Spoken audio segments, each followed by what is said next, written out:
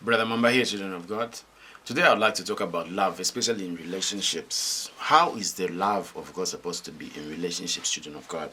First John 4:18, the Bible reads, "There is no fear in love, but perfect love drives out fear, because fear has to do with punishment. The one who fears is not made perfect in love." I'll give you an example of what happened in the book of 1 Samuel. We have Elkanah, a man who married two women, and one of them was Hannah. Hannah never had children, but Peninnah used to have children. And the Bible says that, Peninnah used to torment Hannah because she was a barren woman. And yet, Elkanah loved her so much that he gave her a double portion every time they went to worship the Lord at Shiloh. What am I talking about here, children of God? You don't have to be desperate for love. When you are desperate because somebody instills fear in you, then that is not genuine love. A person who really loves you will not put, will not pin you with certain conditions that shall make you behave out of your way. Sometimes women sleep with men because men tell them that they love them, they buy them different things. Now, before they marry them, they go to them and demand sex, and after women say no, men start to threaten them with leaving them, and most of the women have had sex not because of their will. Most women have had sex because they're afraid their men will run away from them. It is like the way it happens at times. Men sometimes start to provide for women because they're afraid these beautiful women will run away from them. You don't need to be afraid of anyone. If a person comes to you in the name of love and starts to put conditions that instill fear and not a sound mind and peace, that is not God's will. Most of the girls have lost their virginities. Women these days give in their bodies because, when a man demands sex and they're so desperate for marriage, they give in, and at the end of it all, they get so disappointed, by the same people they give their lives to. It's the same with men. Sometimes they give in to certain women, investing a lot and yet getting nothing. God is encouraging us here that in the love of God, even in the love in relationships that is genuine, there is no fear, there is peace, there is tolerance. People are able to wait for you to make your own independent decision. So women, men, do not do things under pressure. Do things out of love. Do things because you know it is coming from your heart. Don't, give in to a man as a woman because you want marriage and give them the best sex when God has not even ordained it. How many times are you going to be disappointed by men in trying to please them?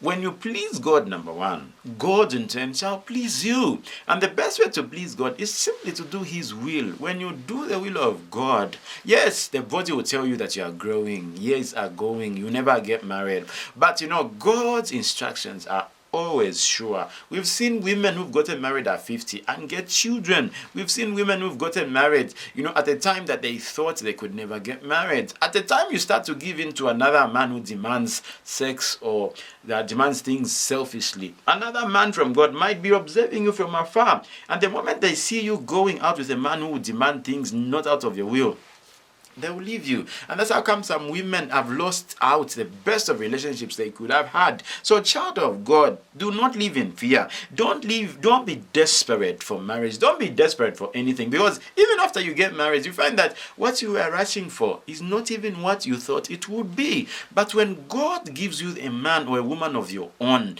you will laugh in the worst moments. You will be happy in the most difficult moments. And yet, if you do the opposite, even when the life is flashy, you get any car, any money, the man or woman will not be there for you. You don't need to feel insecure because you got married to a wrong person. You need to know that you have married the right person. You need to be there for God, and God will be there for you. And when God is there for you, God shall pick the best person. So let us not do things because a man wants to leave us, based on the fact that we've chosen not to give them the sex they want, or that a woman will leave us because they are too demanding. So we as men, we put ourselves under a lot of pressure. Some men have even started robbing and stealing because they simply wanted to impress a woman. For what? Why?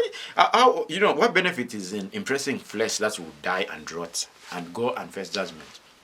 To God, at the expense of obeying God's word. It's important that we do God's will. Let us be at ease. If you're a woman of value, you're a woman of value. Value is value. God can be buried for years, but the moment it shall be found, people shall know that this is value. If you are a person of value, keep that value for somebody that is well deserving according to God's will. So it's my encouragement, children of God, that you don't live under fear. If you're in a relationship with a man or a woman, who has given you conditions that are so dictating, dictating, that is not a right relationship. Don't be in that relationship. Don't lose, the virtue that God has put in you because you want to please a person. Human beings are human beings. Sometimes you do the best for a man or a woman who will never even appreciate you. But when you do it for God, God will never disappoint us. So that is my prayer, children of God, that we open our eyes to see the right people for us, never to be used by the devil because we are anxious of anything. Don't be anxious for a car. Don't do things because a man seems to have it all, and when they demand for sex, we give it to them. That is not God's will. That is not God's will. Sex is a blessing. Sex is sacred. It's something that you give, when it is well deserving. There is a certain ordination that must happen before sex happens, children of God. May the Lord bless you. Thank you for watching. I'm Brother Mamba.